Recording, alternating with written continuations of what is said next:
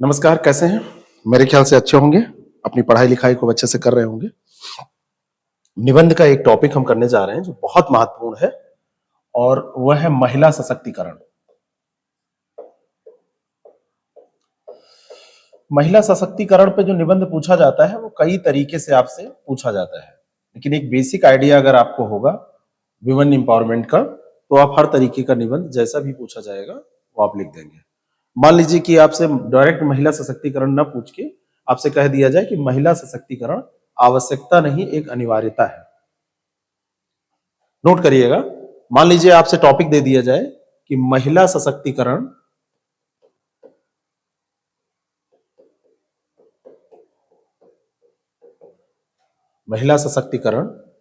आवश्यकता नहीं अनिवार्यता है। अनिवार्यता है तो लगभग ऐसे ही लिखेंगे जैसा कि हम आपको बताने जा रहे हैं। दूसरा टॉपिक यहां पर यह भी बन सकता है,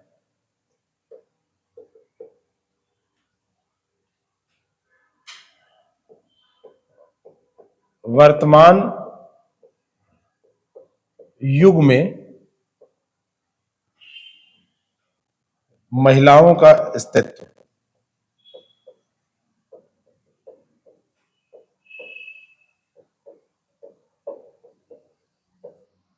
इसी तरीके से तीसरा टॉपिक आप बना सकते हैं, महिला सशक्तिकरण के प्रयास एवं परिणाम।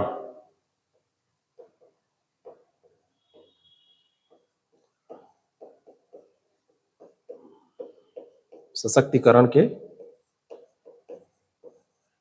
प्रयास व परिणाम, ऐसे ही बहुत सारे टॉपिक आप बना सकते हैं और उसका मटेरियल लगभग एक जैसा रहेगा, बस कंटेक्स्ट चेंज होगा। तो जहां जहां पे जैसे भी जरूरत पड़ेगी इतना आप योग्य हो जाएंगे कि चीजों को तोड़ मरोड़ लेंगे।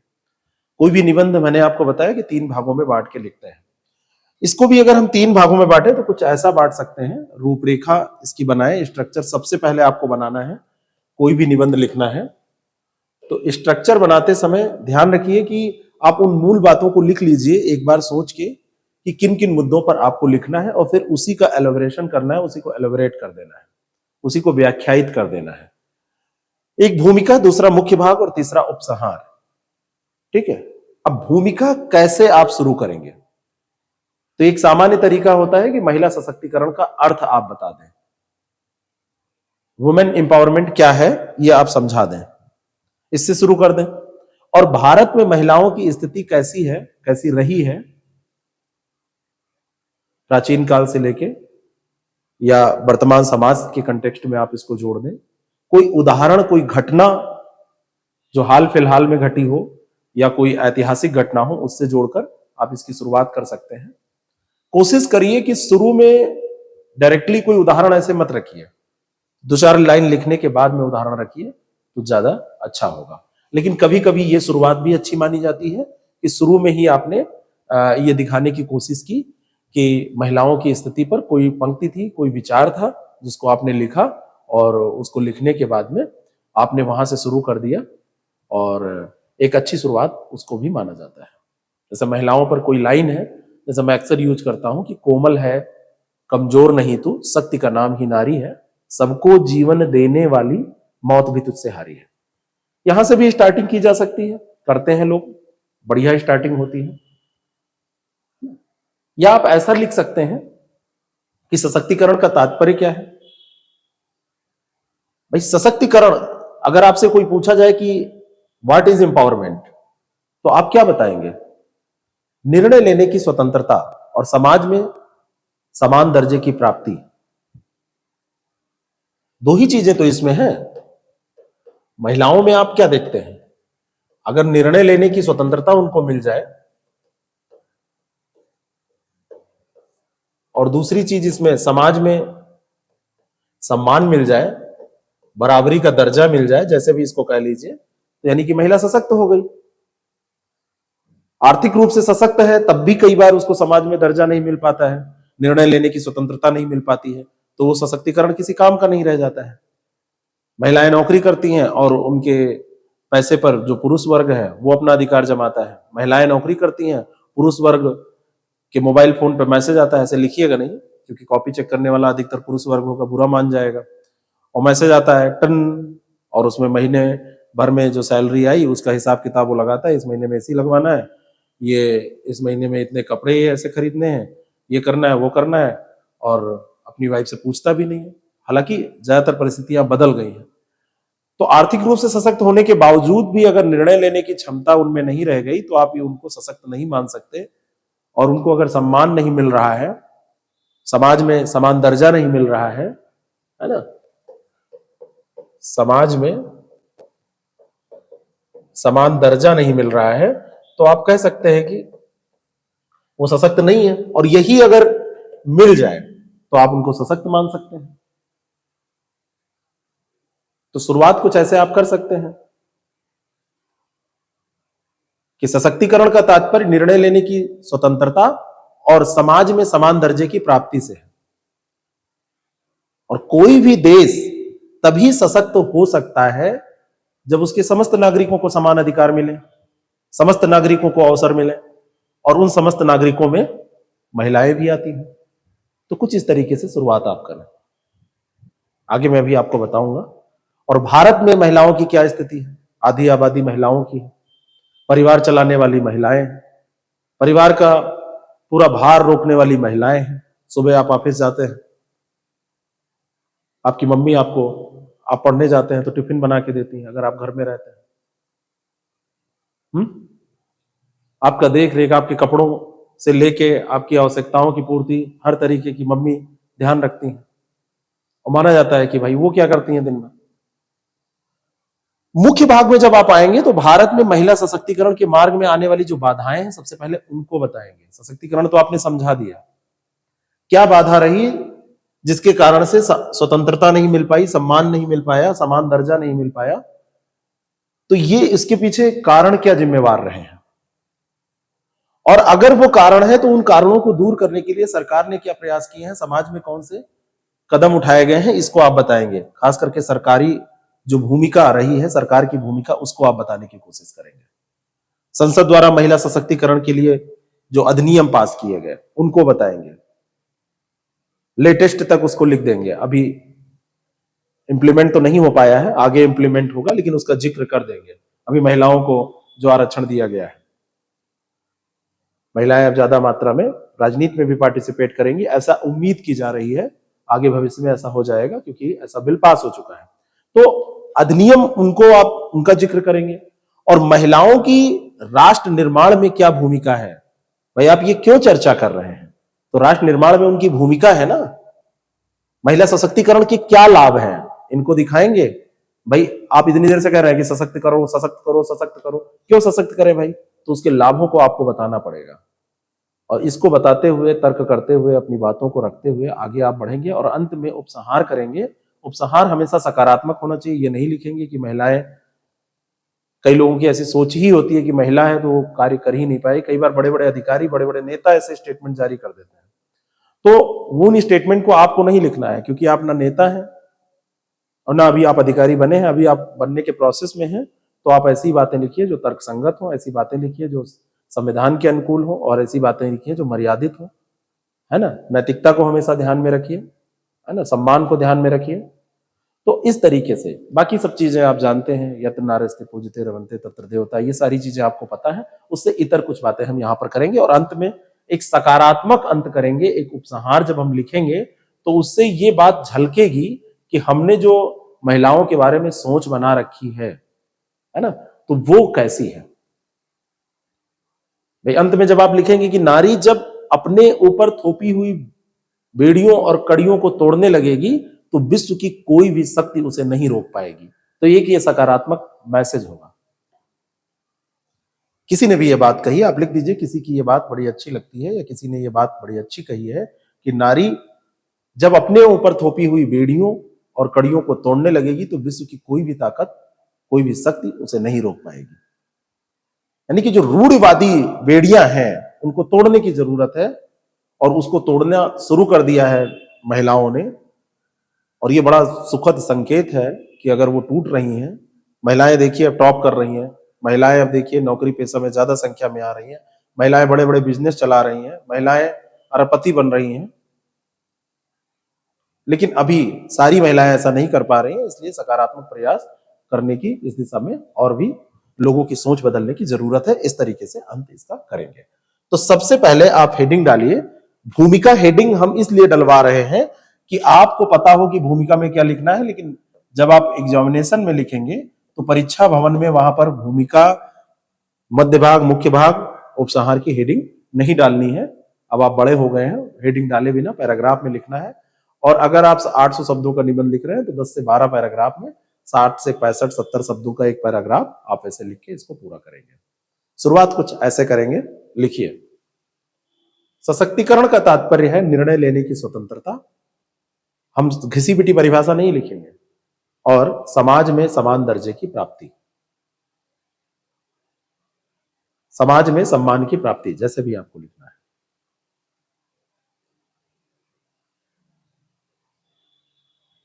परंतु बड़ी विडंबना है जिसे हम शक्ति स्वरूपा मानते हैं, शक्ति का नाम देते हैं, उसी के सशक्तिकरण की आवश्यकता पड़ रही है।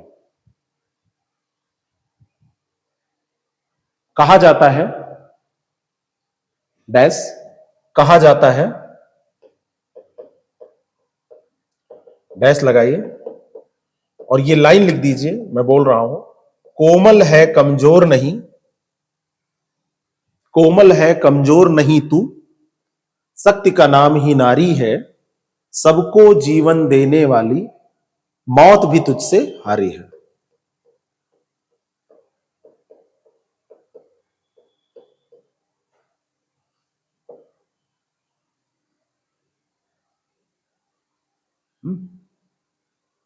अपने अपनी बात को 2-4 लाइनें लिखने के बाद में ये उदाहरण देके सिद्ध कर दिया कि महिलाओं को एक तरफ तो कोमलता की प्रतिमूर्ति माना जाता है लेकिन कमजोर नहीं माना जाता है, लेकिन कमजोर है तभी तो सशक्त करने की जरूरत पड़ रही है। अगले पैराग्राफ से शुरू करिए। कोई भी देश तभी सशक्त हो सकता है जब उसके समस्त नागरिकों को समान अधिकार और अवसर मिले।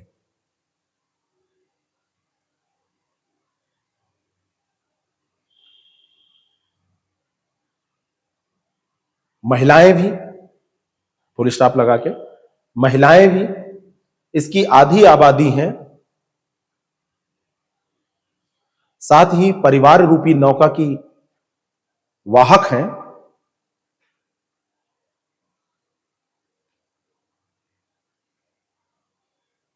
ऐसी स्थिति में परिवार व समाज का सर्वांगीण विकास करने हेतु महिलाओं का सशक्तिकरण मात्र आवश्यकता नहीं बल्कि अनिवार्यता बन जाती है।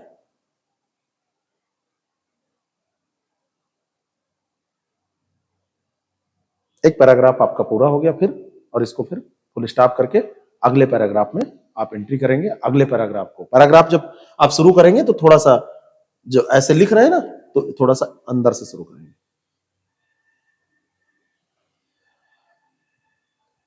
यदि हम कुछ तथ्यों पर गौर करें तो पाते हैं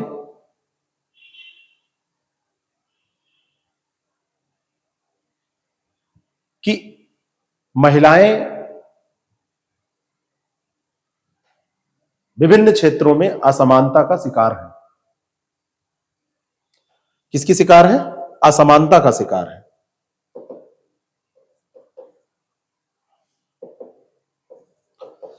असमानता का शिकार है। और ये कैसी असमानता है?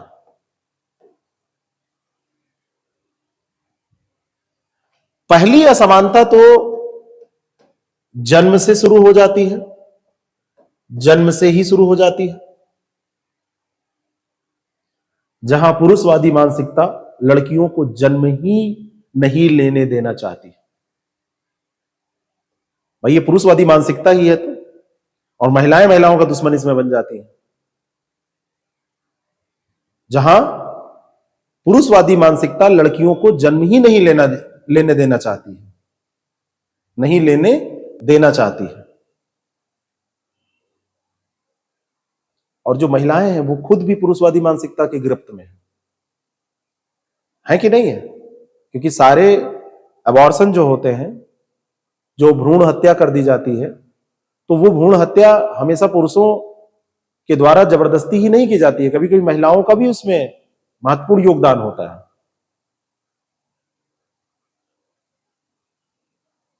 तो चाहती हैं कौमा कन्या भ्रूण हत्या जैसी नृशंसता इसका प्रमाण है या परिणाम है, परिणाम है।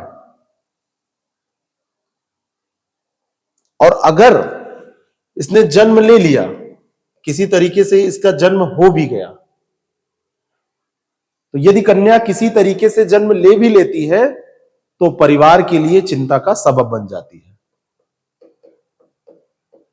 यदि कन्या किसी तरीके से जन्म ले भी लेती है तो परिवार के लिए चिंता का सबब बन जाती है।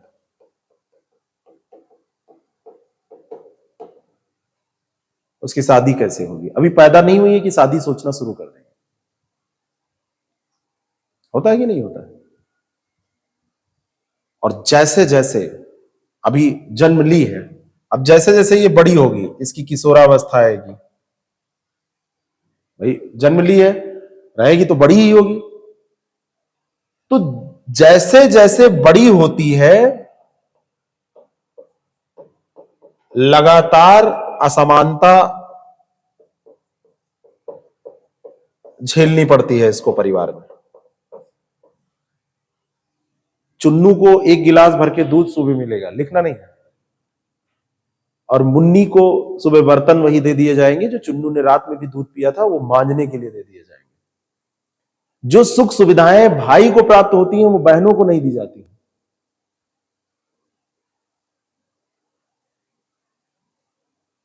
परिवार में संपत्ति का अधिकार नहीं मिलता। अब आप ना कहिएगा नहीं बहुत सारी महिलाएं जिनको मिलता है, अरे बहुत कम है उनकी संख्या।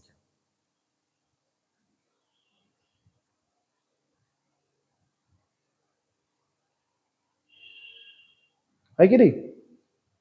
तो जैसे जैसे बड़ी होगी, अब नोट करिएगा, जैसे जैसे वो बड़ी होती है उसे हर दिन परिवार में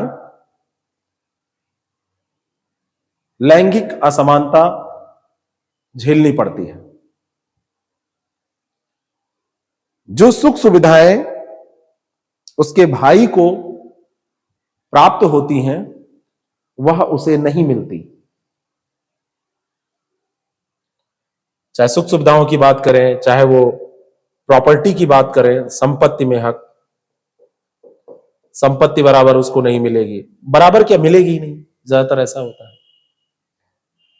परिवार में संपत्ति का अधिकार मिलना तो दूर, उसे खुद ही एक वस्तु की भांति पिता क्या करता है, उसे खुद ही एक वस्तु की भांति पिता की सामर्थ्यानुसार या पिता के सामर्थ्य के अनुसार दहेज के साथ किसी दूसरे को प्रदान कर दिया जाता है।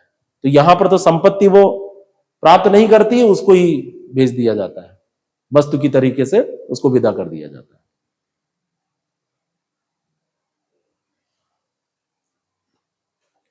दूसरी बात यहां पर एक बहुत महत्वपूर्ण बात है, जो हमारा सामाजिक ताना बाना है, उसमें आप देखेंगे तो कई प्रकार के अपराध भी उसको झेलने पड़ते हैं। महिलाओं के विरुद्ध अपराध, और इसमें कई तरीके के अपराध हैं। अपराध का मतलब केवल आप ये मत समझिएगा यौन हिंसा ही, भाई ये दहेज प्रथा है, यौन हिंसा है,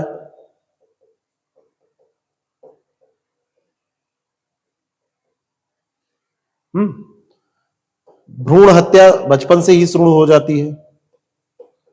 असमानता हर क्षेत्र में है तो इसके खिलाफ इस कारण से भी अपराध होते हैं। घरेलू हिंसा है ही है, इसका भी सामना करना पड़ता है। वेश्यावृत्ति है, इसका भी सामना करना पड़ता है। और ये सब सारे जो अपराध आपने डिस्कस किए, ये दिखाते हैं कि महिलाओं की स्थिति न केवल दोयम दर्जे की है, बल्कि इन अपराधों के कारण महिलाओं की दशा बदतर होती जा रही है, बदतर हो जाती है। तो इसको इस तरीके से लिखेंगे कि महिलाओं के विरुद्ध कई प्रकार के अपराध, जैसे इन सारे अपराधों का जिक्र करिए: दहेज प्रथा, यौन हिंसा, भ्रूण हत्या, असमानता, घरेलू हिंसा, वेश्यावृत्ति आदि के कारण महिलाओं की स्थिति न केवल दोयम दर्जे की होती है, बल्कि महिलाओं की दशा अति खराब हो जाती है, बहुत खराब हो जाती है।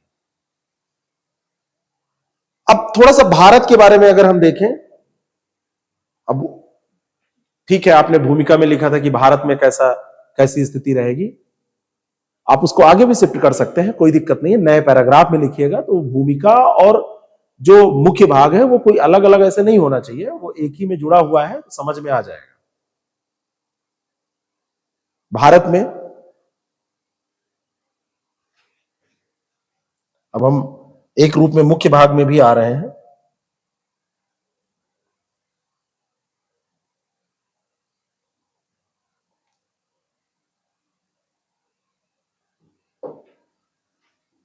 क्या कहा जाता है भारत में? यत्र नार्यस्तु, स्पेलिंग गलत मत कीजिएगा, वर्तनी दोष नहीं होना चाहिए, बिल्कुल ध्यान रखिए। यत्र नार्यस्तु पूज्यन्ते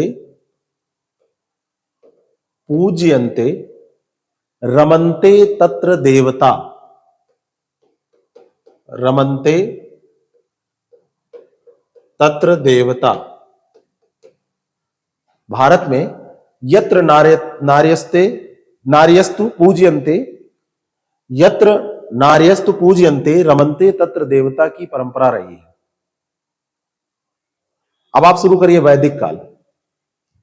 वैदिक काल की स्थिति क्या थी? हिस्ट्री में आपने पढ़ा होगा कि वैदिक काल में महिलाओं को ठीक ठाक सम्मान प्राप्त था। जैसे अपाला थी, घोषा थी, ये तो वैदिक साहित्य सृजन में भी इन्होंने महत्वपूर्ण भूमिका निभाई थी। तो वैदिक काल में महिलाओं को उच्च स्थान प्राप्त था।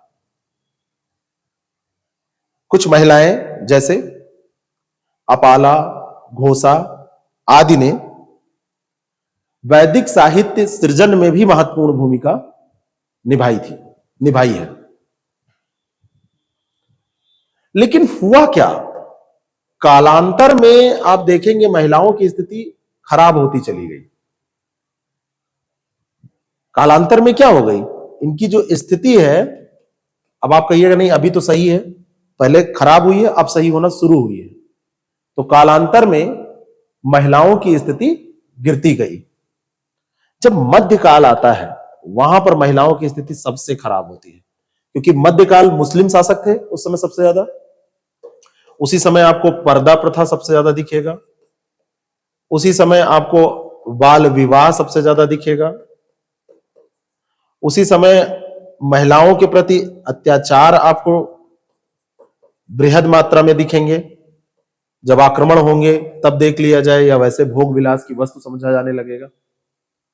तो मध्यकाल में पर्दा प्रथा, बाल विवाह, महिलाओं के प्रति अत्याचार आदि के कारण महिलाओं की स्थिति, ये मध्यकाल तो ऐसा है, महिलाओं की स्थिति बद से बदतर हो गई। यहां पर क्या हो गई, बद से बदतर स्थिति हो गई। यहां पर जब आप देखेंगे तो बहुत खराब दशा आपको महिलाओं की मिलेगी, और जैसे ऐसी स्थिति होगी तब पुनर्जागरण होगा। तो जब पुनर्जागरण में भाई राजा राम मोहन राय आएंगे, है ना, और जितने भी नाम आपको याद हो, तो ये लोग जब प्रयास करेंगे, जब सती प्रथा पर रोक लगेगी, समाज सुधार आंदोलन चलेंगे, तो जो पुनर्जागरण काल आएगा, पुनर्जागरण, तो पुनर्जागरण में क्या होगा, पुनर्जागरण में समाज सुधार आंदोलन होंगे और इन समाज सुधार आंदोलनों के कारण क्या हो पाया,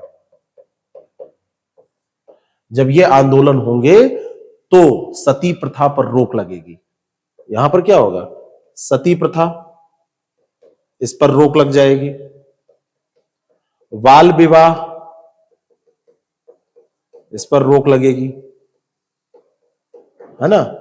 विधवा, मान लो कोई कम उम्र में महिला विधवा हो गई है तो विधवा विवाह होने लगेंगे, इस पर रोक मत बताइएगा, है ना। विधवा पुनर्विवाह होने लगेंगे।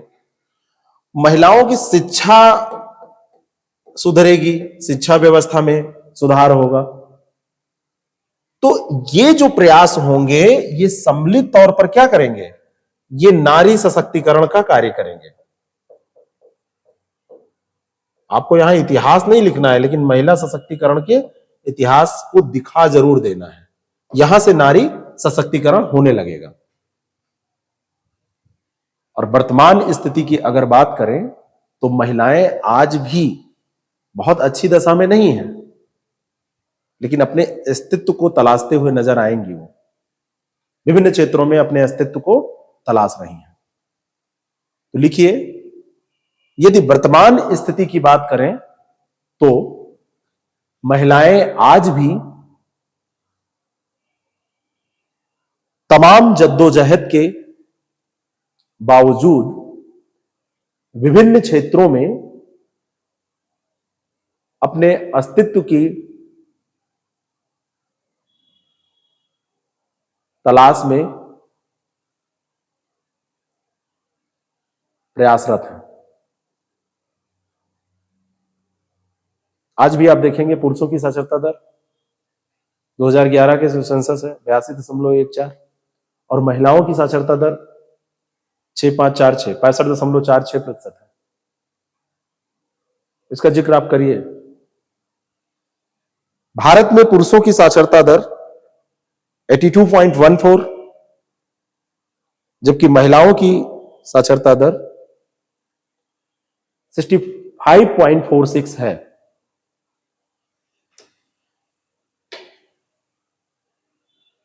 एक अध्ययन में बताया गया कि, जहां पर आपको अध्ययन का नाम नहीं याद है तो वहां पर कोई दिक्कत नहीं है, आप लिखिए। एक अध्ययन में बताया गया, एक अध्ययन में बताया गया, ये महत्वपूर्ण बातों को अंडरलाइन भी आप करेंगे। जो आप वैसे स्टेटमेंट लिखेंगे उनको पैराग्राफ से बाहर लिखेंगे, ऐसा सेट करेंगे। जो लाइनें लिखेंगे पैराग्राफ से बाहर, और ये महत्वपूर्ण लाइनों को अंडरलाइन करेंगे, है ना। क्या बताया गया, एक अध्ययन में बताया गया कि समान अनुभव और योग्यता के बावजूद भी भारत में महिलाओं को, समान अनुभव एवं योग्यता के बावजूद भी भारत में महिलाओं को पुरुषों की अपेक्षा 20% कम भुगतान प्रदान किया जाता है ना। 20% कम भुगतान प्रदान किया जाता है। पॉइंट में मत लिखिएगा, सारा कुछ लैंग्वेज में।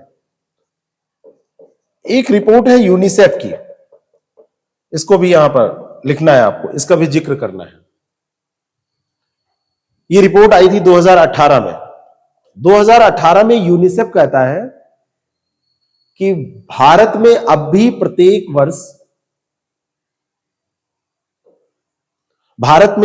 प्रत्येक वर्ष 15 लाख लड़कियों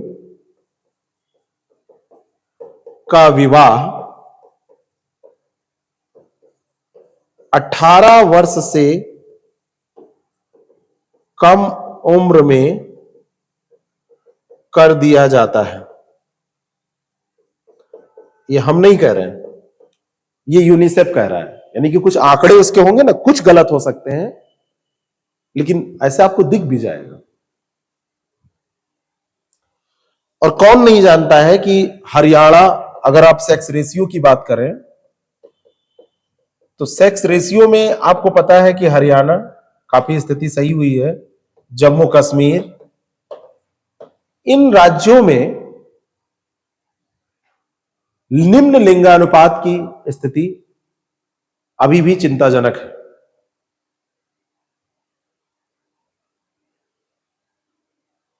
जो आंकड़े होते हैं वो आपके ऐसे की जान होते हैं, उससे आपको सपोर्ट मिलता है, जो बातें आप कह रहे हैं उसको सिद्ध कर रहे हैं।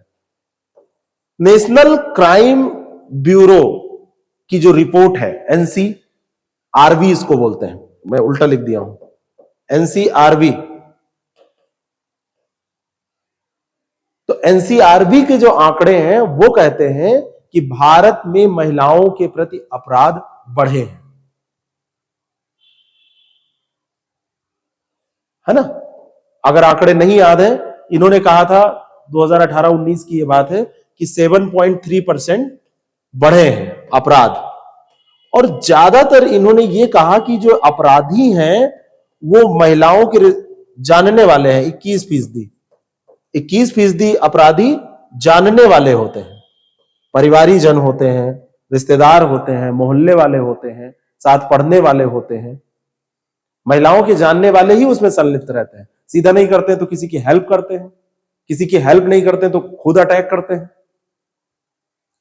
तो इन चीजों से आपने ये दिखा दिया कि महिलाओं की स्थिति बहुत सही नहीं है, और अगर सही नहीं है तो इसको सही करने की जरूरत है। क्यों ऐसा है, इसके कारणों की पड़ताल अगर आप करेंगे तो आपको मिलेगा भारतीय समाज की मान्यताएं, रीति रिवाज, परंपराएं, पुरानी मान्यताएं, ये सब महिला सशक्तिकरण के लिए कई बार बाधा सिद्ध होती है। नए पैराग्राफ से स्टार्ट करिए कि भारतीय समाज एक ऐसा समाज है जिसमें कई तरीके के रीति रिवाज, कॉमा, परंपराएं, कॉमा, या और मान्यताएं शामिल हैं, फुल स्टॉप। इनमें से कुछ पुरानी मान्यताएं और परंपराएं ऐसी भी हैं, इनमें से कुछ पुरानी मान्यताएं और परंपराएं ऐसी भी हैं जो महिला सशक्तिकरण के लिए बाधा सिद्ध होती हैं। जैसे महिलाएं बाहर पढ़ने नहीं जा सकती, घर नहीं छोड़ सकती। तो अगर महिलाएं, एक सिंपल सी बात है, एक परंपरा है कि अगर महिला बाहर निकलेगी, बाहर नहीं जा सकती क्योंकि ये फीमेल है, महिला है, फीमेल है, फीमेल लिखिए। तो अगर ये नहीं जा सकती तो इसकी शिक्षा कैसे होगी, ये रोजगार के अवसर कैसे प्राप्त करेगी, ये नौकरी कैसे करेगी, सारी संभावनाएं तो वहीं पे सीमित हो गई। ये पुरानी सोच है। तो पुरानी और रूढ़िवादी विचारधाराओं के कारण महिलाएं घर छोड़ने पर पाबंदी के कारण शिक्षा, नौकरी और रोजगार के अवसरों से वंचित हो जाती है।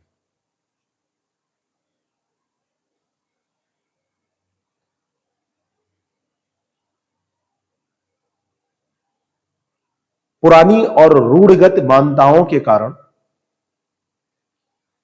पुरानी और रूढ़िगत विचारधाराओं के कारण ये महिला जब घर में बंधी रहेगी तो इस कारण से क्या होगा, ये पुरुषों से कमतर खुद को मानेगी, पुरुषों से कमतर खुद को समझेगी।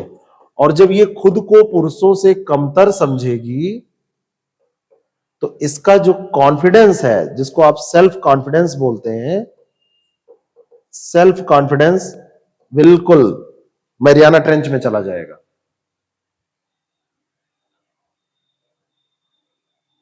तो पुरानी और रूढ़िवादी विचारधाराओं के वातावरण में रहने के परिणाम स्वरूप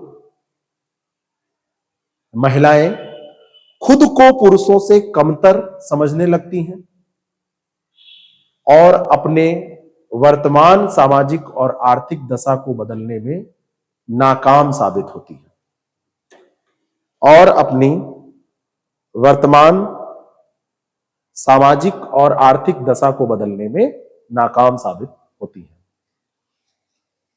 और कुछ महिलाएं अगर चली गई, मान लो कि वो किसी तरीके से संघर्ष करके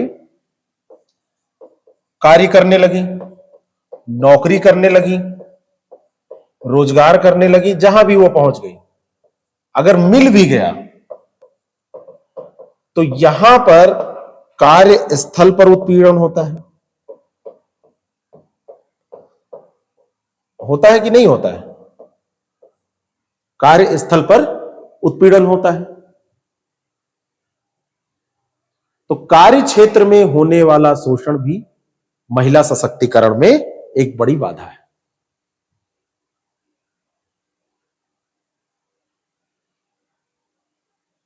निजी क्षेत्र जैसे कि सेवा उद्योग, सॉफ्टवेयर उद्योग, शैक्षिक संस्थाएं,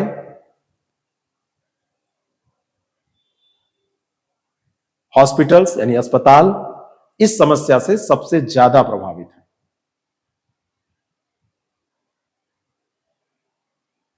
ठीक है। अगला एक जो पुरुष है, समाज में पुरुष प्रधानता है, तो पुरुष प्रधान समाज में जो वर्चस्व है वो पुरुषों का है, तो महिलाओं के लिए इससे भी समस्याएं उत्पन्न होती हैं। उत्पीड़न महिलाओं का क्यों होता है? पिछले एक दशक में अगर देखा जाए तो ये पुरुषवादी जो समाज है 170% पिछले दशक में, जो पिछला दशक रहा है, 170% वृद्धि हुई है उत्पीड़न में। और ये उत्पीड़न करने वाला कौन है? ये पुरुष है, ये पुरुषवादी समाज है।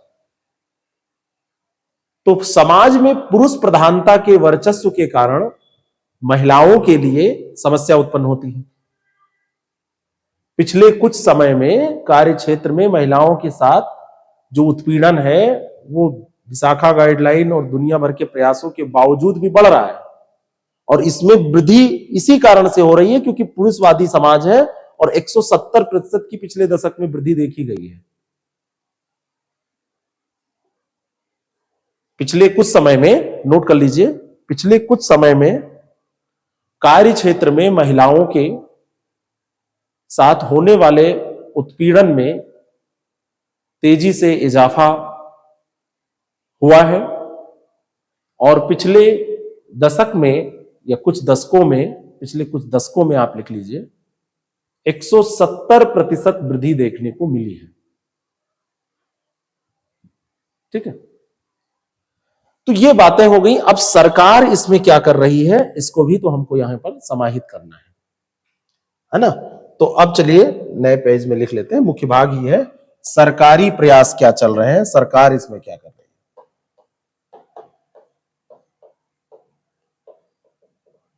सरकारी प्रयास,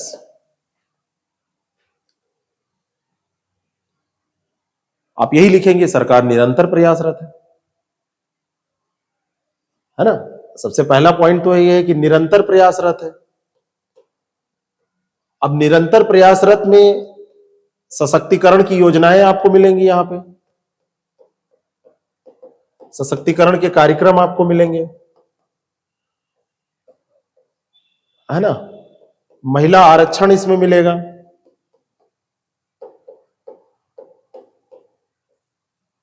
है ना। महिलाओं की परिस्थितियों के अनुरूप उनको कैसे विकास की मुख्य धारा में शामिल किया जाए, कैसे उनको भागीदार बनाया जाए, इसके प्रयास होंगे, है ना। अब जितने भी कार्यक्रम होंगे, चाहे वो मनरेगा हो, चाहे वो सर्व शिक्षा अभियान हो, चाहे वो जननी सुरक्षा योजना हो, ये सब किस लिए? महिलाओं को सशक्त करने के लिए। बेटी बचाओ बेटी पढ़ाओ, ये योजना किस लिए है ना? महिला हेल्पलाइन,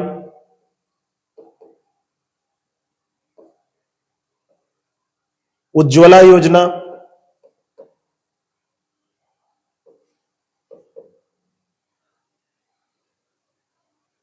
है कि नहीं? एक स्टेप प्रोग्राम है, support to training and employment program for women, step program लिखना पड़ेगा आपको। महिला शक्ति केंद्र बनाए जाते हैं। पंचायती राज योजनाओं में महिलाओं के लिए जो आरक्षण हमने बात की, पंचायती राज सिस्टम में जो आरक्षण दिया गया, अभी जो आरक्षण की बात की गई, लोकसभा विधानसभा में आरक्षण की बात की गई, है ना? मिशन शक्ति योजना जैसे एक चलती है, ये यूपी गवर्नमेंट की योजना है। जितनी भी योजनाएं आपको याद हो उनको सबको लिखिए, यहां पे मेंशन कर दीजिए और लिख दीजिए आदि योजनाओं के माध्यम से महिलाओं को सशक्त बनाने का प्रयास किया जा रहा है। हर जगह महिलाओं को मनरेगा में कहा गया ना, इतने महिला मजदूर होंगी। जननी सुरक्षा योजना के तहत जो प्रयास किए जा रहे हैं, समूह जो चलाया जा रहा है, बहुत सारे समूह को रन किया जा रहा है, समूह में सस्ता ऋण दिया जा रहा है, महिलाओं के द्वारा ही इसको चलाया जा रहा है। तो इस समूह के माध्यम से लोगों को रोजगार मिलता है, समूह के माध्यम से आर्थिक सशक्तिकरण तो होता ही है, हिम्मत भी आती है।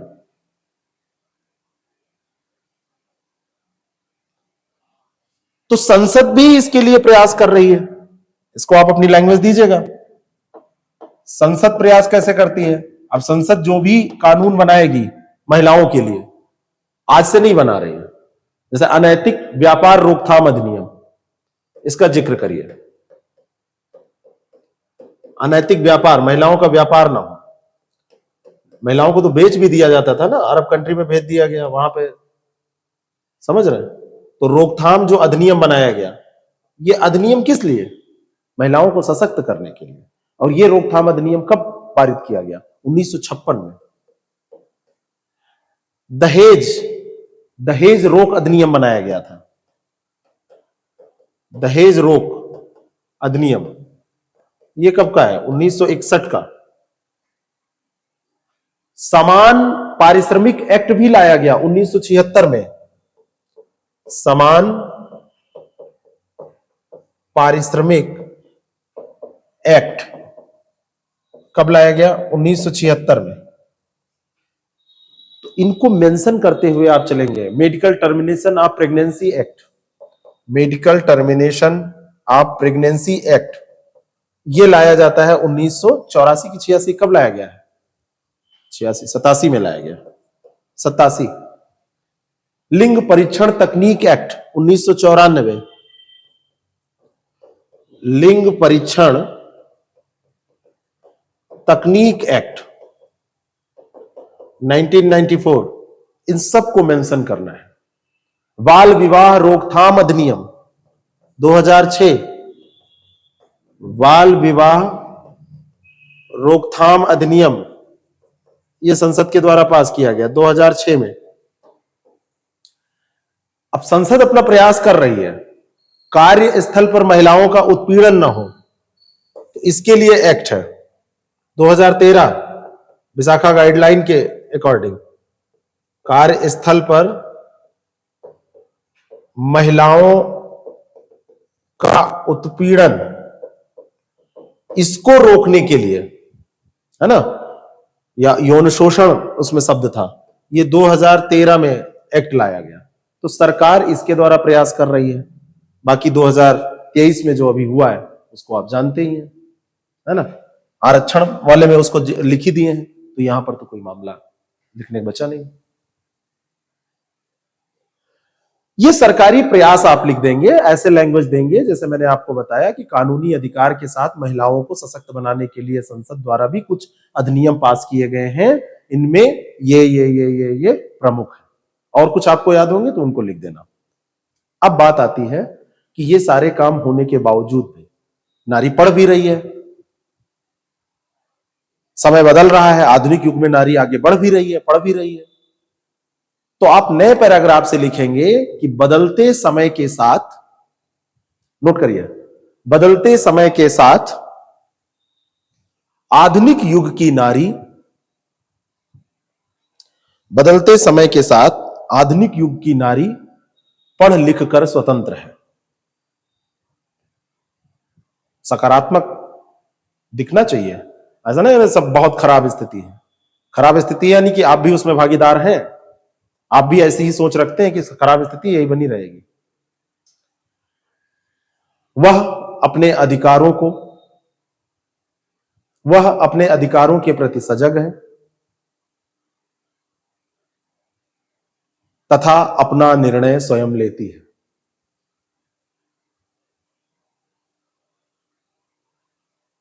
Full stop. भारत में ऐसे उदाहरणों की कमी नहीं है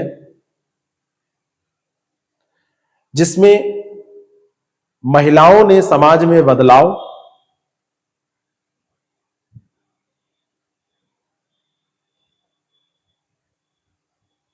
किया है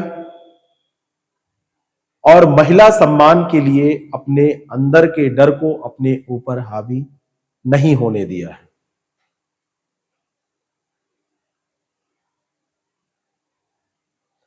एक दो उदाहरण दीजिए।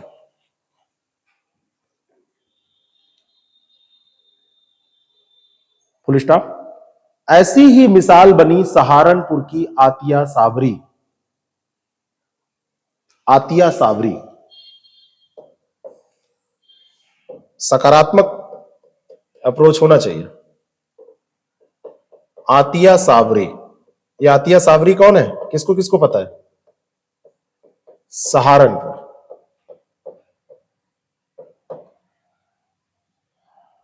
आतिया साबरी ने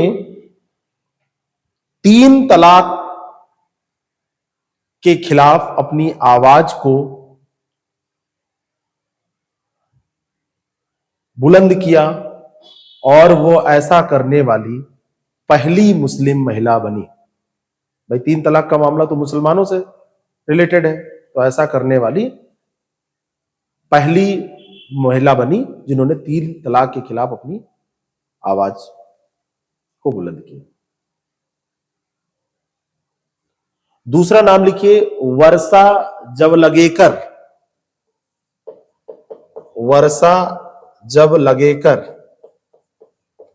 और ये जो एसिड अटैक्ड लोग होते हैं ना, एसिड पीड़ित, उनका सबसे बढ़िया उदाहरण है। तेजाब पीड़ितों के खिलाफ, तेजाब पीड़ितों के खिलाफ इंसाफ की लड़ाई लड़ने वाली वर्षा जवलगेकर के कदम रोकने की नाकाम कोशिश की गई, लेकिन उन्होंने इंसाफ की लड़ाई लड़ना नहीं छोड़ा।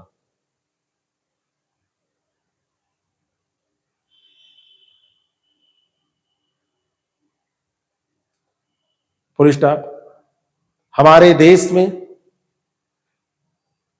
ऐसे कई उदाहरण मिल जाएंगे जो महिला सशक्तिकरण का पर्याय हैं या बन रहे हैं।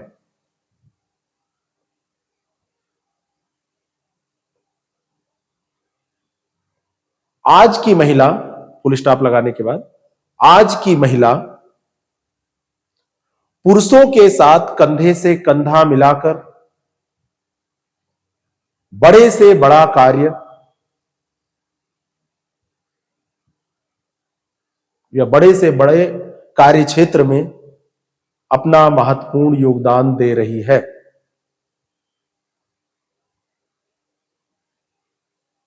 फिर चाहे वो मजदूरी का कार्य हो या अंतरिक्ष में उड़ान भरने का, फिर चाहे बिल्कुल रूट लेवल पे आप जाइए, मजदूरी भी महिलाएं करते हैं, आपको मिलेंगी। फिर चाहे वो मजदूरी का कार्य हो या अंतरिक्ष में उड़ान भरने का, फुल स्टॉप कर दीजिए, बस हो गया। महिलाएं प्रत्येक क्षेत्र में या हर एक क्षेत्र में अपनी योग्यता साबित कर रही हैं।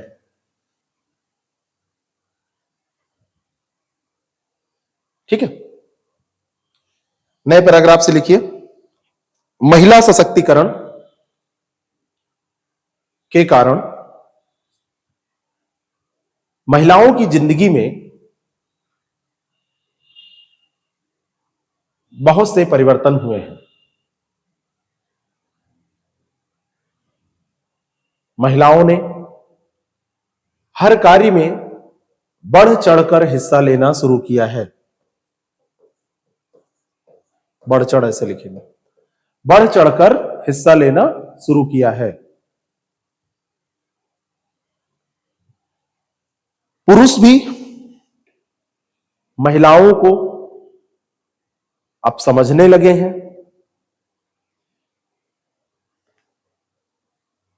कॉमा, उन्हें उनका हक दे रहे हैं।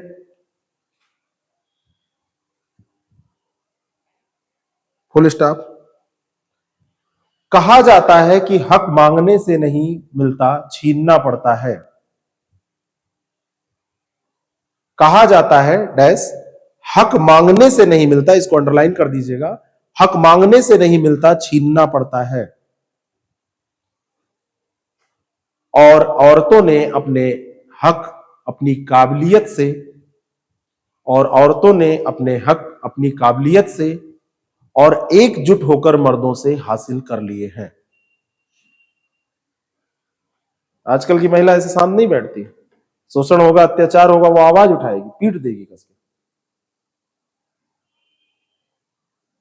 ठीक है, तो हासिल कर लिए हैं।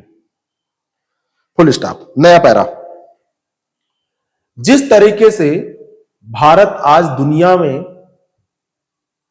जिस तरीके से भारत आज दुनिया के सबसे तेज आर्थिक तरक्की प्राप्त करने वाले देशों में शुमार हुआ है, सबसे तेज आर्थिक तरक्की प्राप्त करने वाले देशों में शुमार हुआ है,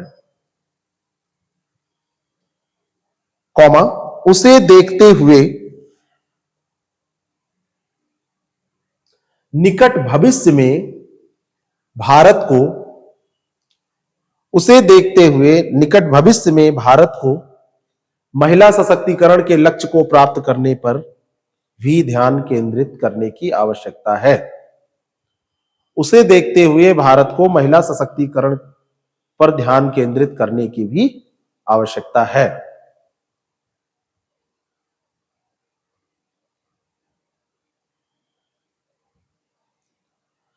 सशक्तिकरण के, फुल स्टॉप लगाइए, सशक्तिकरण के विभिन्न प्रयासों के परिणाम स्वरूप, आप सकारात्मक एंड करेंगे, सकारात्मक अंत करेंगे। सशक्तिकरण के विभिन्न प्रयासों के परिणाम स्वरूप आज विभिन्न राजनीतिक, कौमा, प्रशासनिक, कौमा, ठीक है, राजनीतिक, प्रशासनिक व व्यावसायिक पदों तक, क्या लिखा है, सशक्तिकरण के विभिन्न प्रयासों के परिणाम स्वरूप महिलाएं आज विभिन्न राजनीतिक, प्रशासनिक व व्यावसायिक पदों तक पहुंच रही हैं, पदों तक पहुंच रही हैं। Full stop. यह उन्हीं महिलाओं से संभव हुआ है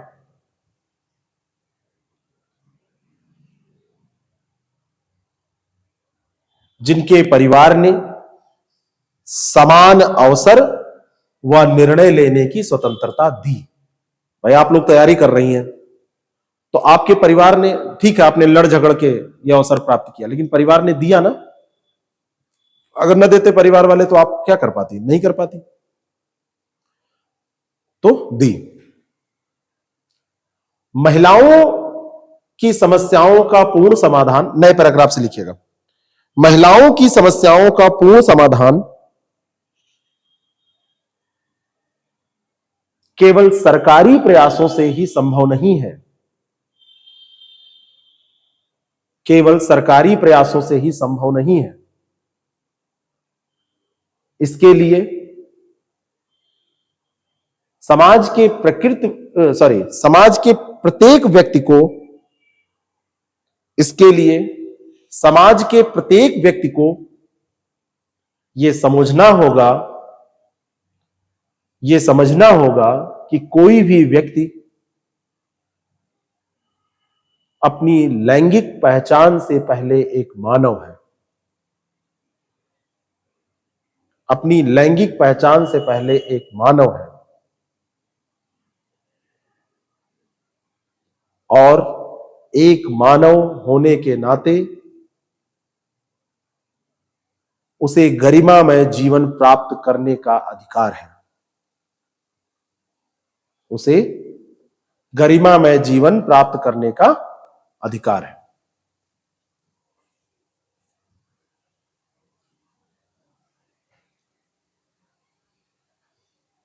हमें यह ध्यान रखना चाहिए कि जब महिला में शक्ति होगी तभी राष्ट्र की उन्नति होगी। आपकी मम्मी कौन है? एक महिला है ना। पुरुषों में प्रकृति ने भी यह क्षमता नहीं दी है कि वो एक बच्चा पैदा कर सके, लालन पालन कर सके। आप पिता हो सकते हैं लेकिन दूध नहीं पिला सकते अपने बच्चे को। तो जब महिला में शक्ति होगी तभी राष्ट्र की उन्नति होगी।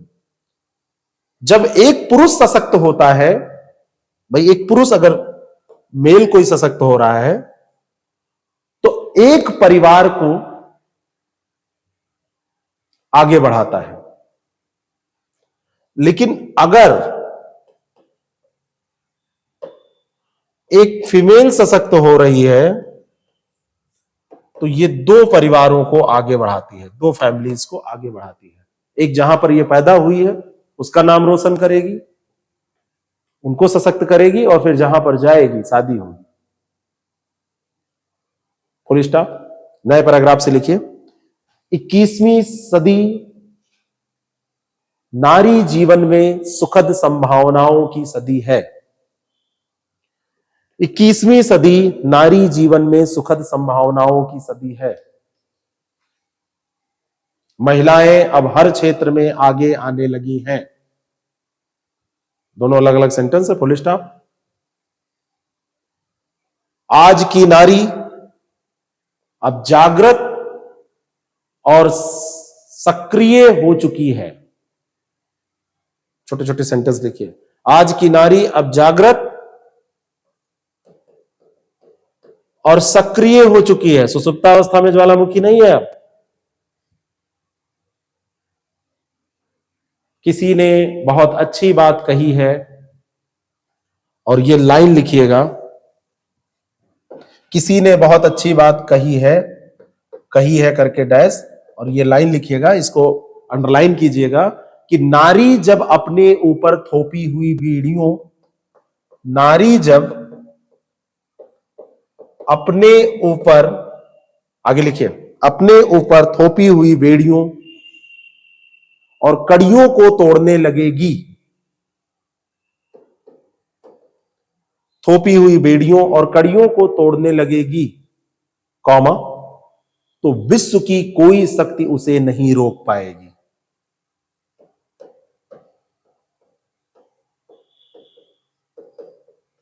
नहीं रोक पाएगी। और इसको इन्वर्टेड कॉमा बंद कर दीजिए, इसको अंडरलाइन कर दीजिएगा। वर्तमान में रूढ़िवादिता की बात वहां पे आपने की थी ना। वर्तमान में नारी ने रूढ़िवादी बेड़ियों को तोड़ना शुरू कर दिया है। बाहर नहीं जा सकते। क्यों नहीं जा सकते?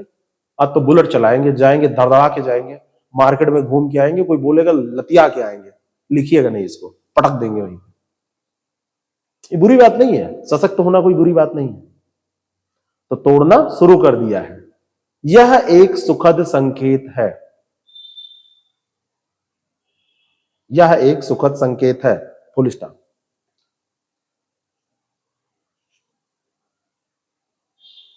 लोगों की सोच बदल रही है, कॉमा, फिर भी इस दिशा में और भी प्रयास करने की आवश्यकता है। लोगों की सोच बदल रही है, फिर भी इस दिशा में और प्रयास करने की आवश्यकता है। यहां से हमने शुरू किया कि महिला सशक्तिकरण पे क्या क्या पूछा जा सकता है। हमने स्ट्रक्चर बनाया, हमने फिर क्या लिखा भूमिका में, ये आपने देखा भूमिका को कैसे समाप्त किया। उसके बाद में हम आए मुख्य भाग में, और मुख्य भाग में इस तरीके से हमने अलग अलग पैराग्राफ में छोटे छोटे पैराग्राफ बना के चीजों को लिखा, और अंत में उसको आगे बढ़ाते हुए हम गए उपसंहार पे और सकारात्मक अंत किया। सकारात्मक अंत इन द सेंस कि अंत में हमने कोई ऐसी बात नहीं की कि सब स्थितियां खराब हैं, अब सही नहीं हो पाएंगी, बिल्कुल सब बेकार हो जाएगा। इस तरीके से इसको लिखिएगा, लेकिन गुंजाइश अभी है, तो लोगों की सोच तो बदल रही है, फिर भी इस दिशा में और भी प्रयास करने की जरूरत है। लोग भी करें, सरकार भी करें, और जब तक सोच नहीं बदलेगी, जहां चाह है वहीं राह है, सोच बदलिए तभी सब कुछ होगा। महिलाएं भी बदलें और पुरुष भी बदलें। Thank you so much. मिलते हैं अगली क्लास में।